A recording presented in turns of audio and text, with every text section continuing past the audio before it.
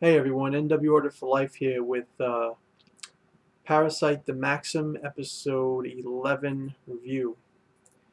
And the episode starts off with um, Kana having a dream about Shinichi rescuing her from, monsters who look very much like parasites in her dreams, even though she's never seen them before.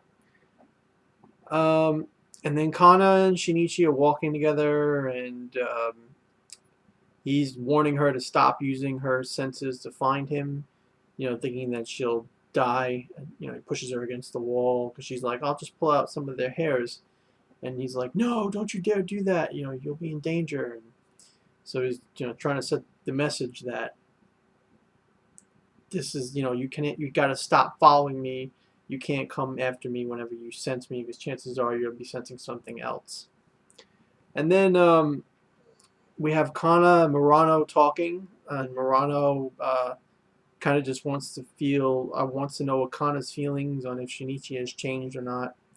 Kana mentions to Murano that she likes Shinichi, or that Murano likes Shinichi, and she's kind of like denying it a little bit, you know.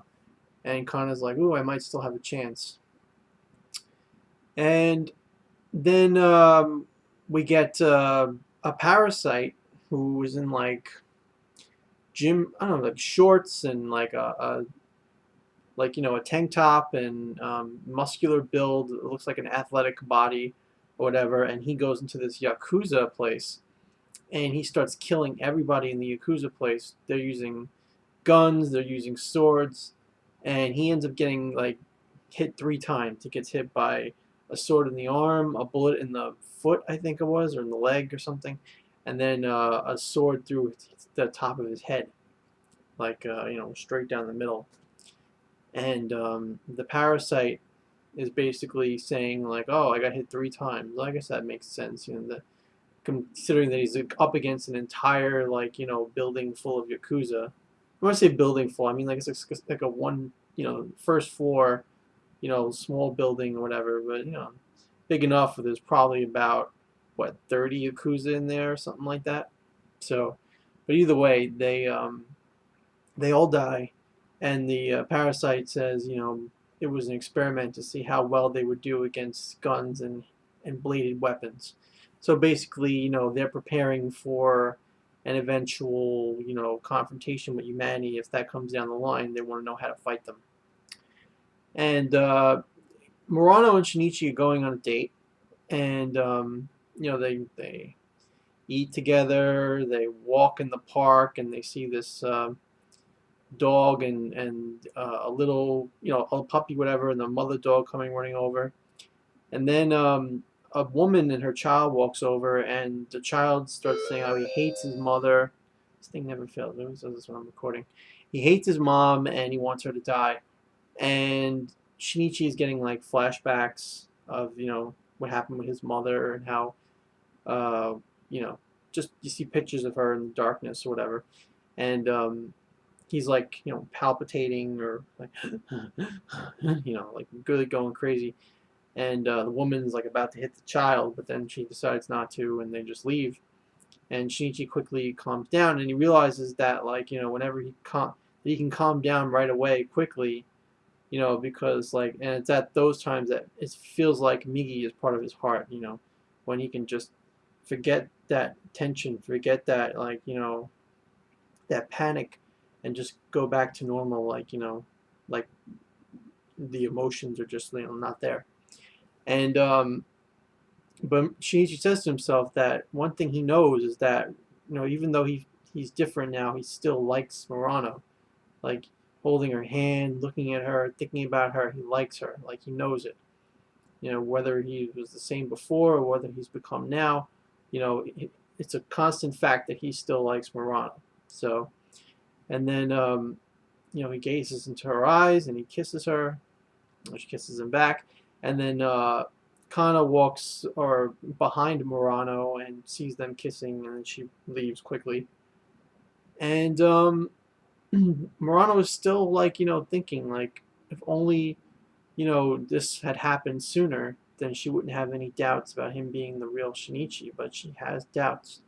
She has doubts about him being the real Izumi-kun, you know, like she doesn't know if this is the same person that she's known for a long time. And Kana Kana calls up Shinichi and tells her to, you know, tells him to meet her. And before this, you know, Migi has been kind of like warning Shinichi to stay away from Kana because he's too whenever he talks to her, he gives her too many hints about what's going on. So he's, you know, he's worried, and you know, so Shinichi has been staying away. But you know, after Kana calls him, he's like, I can't ignore Kana. You know, she said it's like a once in a lifetime request, or you know, that it's really important or something. And he goes to meet her, and he sees these parasites.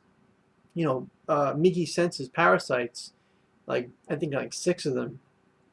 And Shinichi's looking around, and then he looks up and he sees, like, you know, these people running for office. You know, one person running for mayor or whatever he was running for, and you know, a bunch of people around him.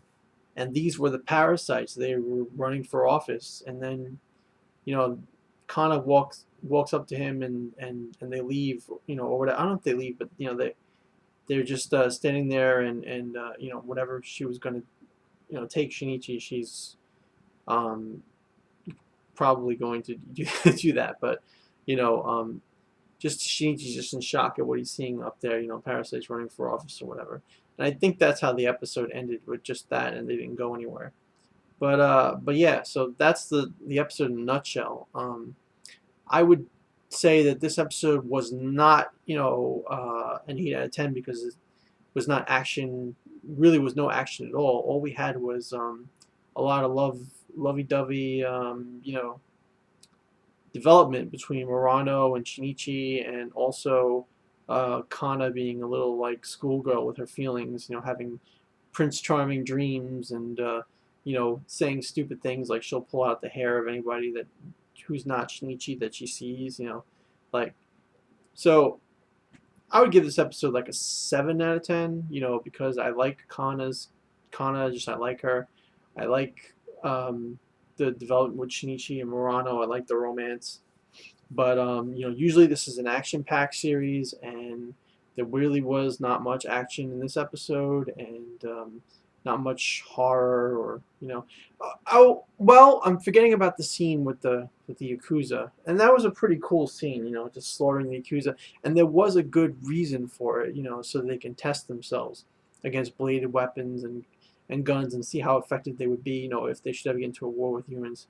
So on that basis, I'll give it an 8 out of 10 because it was good in terms of it had a little action, which made sense plot-wise, and there was romantic development, and there was character development, and you know, Kana is a cool character. I like Kana. I just like her, and I'm gonna be upset, you know, what happens, because I know what's gonna happen, because it's been weeks since I've done these reviews for Parasyte The Maxim. That's why I'm catching up now. But yeah, so let me know what you think about the episode. What you think about the relationship with Murano and Shinichi, and the parasites running for office, and you know, preparing for the eventual war with humans. And yeah, so thank you for watching the video. Please comment below about whatever I just said, and also you know, give me a thumbs up if you like the video, and subscribe for more videos in the future. Thank you, and I'll see you for the next one.